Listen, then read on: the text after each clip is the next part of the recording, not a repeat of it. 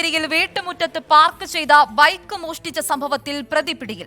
തയ്യൂർ സ്വദേശി 23 വയസ്സുള്ള ജിഷ്ണുവിനെയാണ് Kunnamkulam police arrest ചെയ്തത്.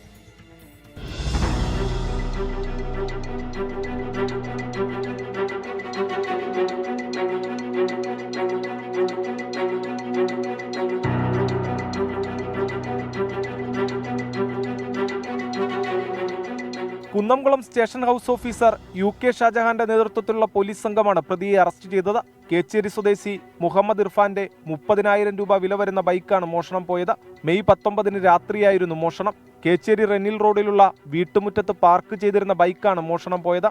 സംഭവത്തെ തുടർന്ന് ബൈക്കിന്റെ ഉടമ കുന്നംകുളം പോലീസിൽ നൽകിയ പരാതിയുടെ അടിസ്ഥാനത്തിൽ കേസെടുത്ത് നടത്തിയ അന്വേഷണത്തിനൊടുവിലാണ് പ്രതി പിടിയിലായത്.